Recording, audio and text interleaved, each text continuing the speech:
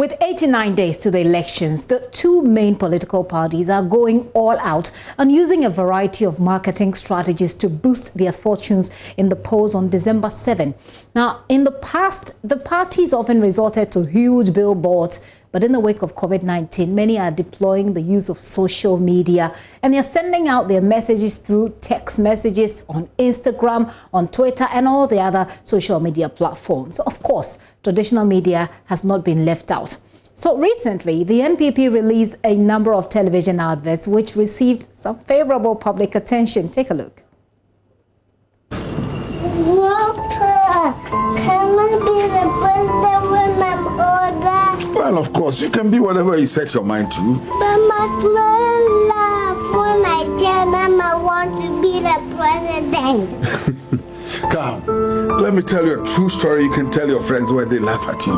Once upon a time, there was a small boy who watched his father and uncle start the struggles that eventually led to Ghana's independence. And you know what the boy learned from the struggles? No.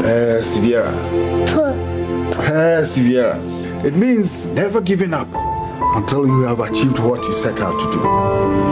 So when the boy grew up, he became the Secretary General of the People's Movement for Freedom and Justice. And do you know what he did?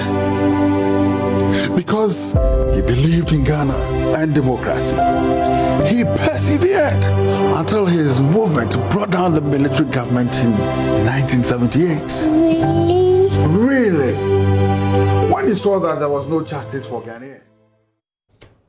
Okay, so, but it is this particular advert which has got many talking. When hard-working Ghanaians deposit their life savings in the bank, they trust the bank to keep it safe for them and their children. And they trust the government to supervise the banks and protect Ghanaians from fraud and thieves. During John Mahama's term, he and the NDC government failed to protect Ghanaians. Many lost their life savings, and some of those closest to John Mahama were the prime beneficiaries. Don't worry, brother. Keep them under control, and I'll keep getting the money. Today, the NPP is paying back all the depositors who lost their money and cleaning up the mess NDC left behind them. If you can't trust them with your money, how can you trust them at all? This December, vote and I'm sure you must have chanced upon this advert somewhere. Interesting one, isn't it? But then it got many talking because the opposition NDC then took the concept and tweaked it in their favor. Watch. Poor Ghanaians were saving their money in banks, withdrawing some and getting loans from the banks to support themselves. Then came a Jaboni, the Alibaba, who planted his men to take over the financial sector. Alibaba and his 40 thieves collected all the money of depositors, used some to buy Electricity Company of Ghana, lived high time life, and then collapsed the banks. The poor depositor, who was expecting as usual to withdraw some money to support herself and buy medication, could no longer get her monies. Tears all over. Life has become unbearable. Depositors have been defrauded by Jaboni, the Alibaba, and his 40 thieves.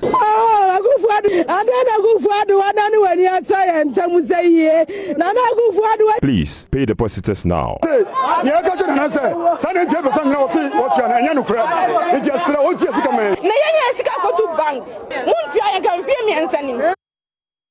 So you see what the NPP put out and how the NDC tweaked it to propagate their message. So these TV and social media adverts will continue to compete for the voters' attention. But what impact do they actually have? I'm joined by political marketing expert Dr. Kobi Mensah of the University of Ghana, so we can have a conversation about this. Dr. Mensah, thank you so much for your time this afternoon. I'm sure that you've seen the adverts yourself. First off, I want to ask, do you think that people actually pay attention to these adverts because they are aesthetically appealing, or do people actually listen to the messages being propagated? Right, thank you for the question. Thanks for having me. Well, certainly, advertising has been with us for so many years, and obviously for their multimodal, kind of impact. When you do adverts, other than issuing, what you call press statements, what you do is that you kind of take control of the audience's, kind of senses. They can see, it has visual impact. Of course, key is about recall, that the advert will be able to generate a recall through the visuals and through the keywords that are actually, being used. And of course, through the sound. So when you use advertising like what they've been doing, you're engaging almost about 3 parts of the audience's senses in that manner. So the multimodal, kind of impact is what, they tend to, kind of hook up onto. But of course, it's not only that, but the sophistication of how the messaging is approached. If you look at it, both MPP and NDC are trying to flank each other, i.e., make sure that they can actually wage into the areas that they think their competitor is not performing very well, and then make sure that they can get a go at them. And so you see them discussing each other or providing counter narratives to whatever the other party actually does. And that is the most sophisticated approach of campaigning that is actually happening. We haven't even seen it in the commercial sense yet, or we haven't even seen that commercial companies are actually applying that counter narrative, even in business or in commerce. So this is very, very innovative, in this particular election. And so the question actually was whether or not these, sophistications, as they may appear, actually help the voter to make a decision, or they just look at it for the fun of it. And if I understand you correctly, you're saying that these adverts are very engaging, and that it's engaging not just visually, also audio, and somehow it's engaging. But do studies show that these actually have an impact on the decisions that the electorate make? Of course, making a decision to purchase, like making a decision to vote, is not only reliant on one thing. There are so many variables that are actually coming to play. If you have to actually make a purchase, for example, you've got to understand what you want. You first of all have to know what you need. 2, you have to know, the solutions available, the various options. And 3, you have to evaluate them and see which one would actually, perform your need much better, and then whether they meet your cost, isn't it? These are the kind of series of, activities that consumers actually go through, what we call the consumer behavior. Now, the same way in politics, you just don't go out and vote. You've got to know who you're voting for. You've got to know what they're saying. You've got to know whether you believe them or they have credibility. And so the idea of advertising may not necessarily be that it's the sole reason why somebody would vote, but it contributes to the decision making, because you have to make sure that your message resonates with the consumer or with the voter.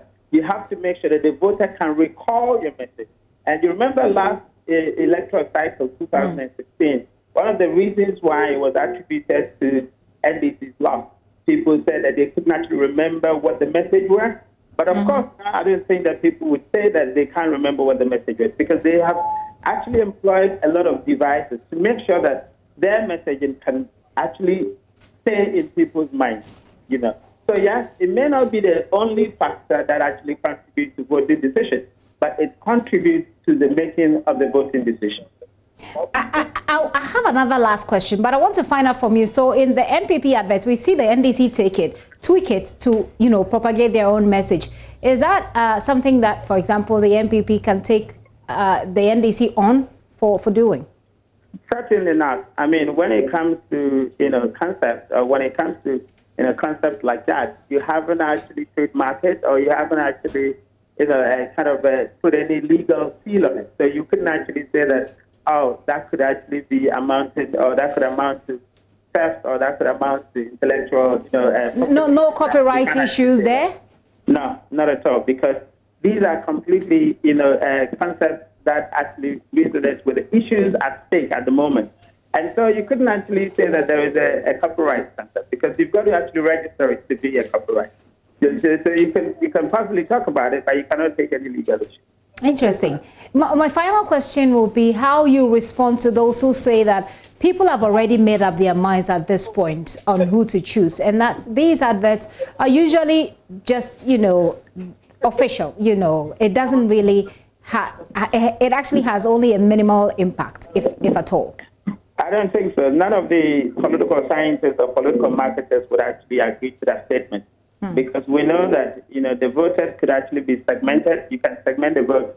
We have those who have actually made a decision. We have also those who have actually are floating voters, and even amongst those who have made a decision to vote, there is evidence that we have just conducted a poll that actually suggests that people can change their position even a week to election, depending on what issues are at stake. So if there's a major issue, at stake, for example, if a major issue should befall any of the opposing team, it can cause somebody to change, their mind in voting, and it has been established.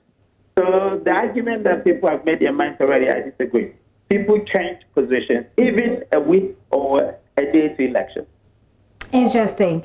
I'm sure we'll have a lot more conversations on this as we go along. Dr. Kobe Mensah of the University of Ghana there. Doc, thank you.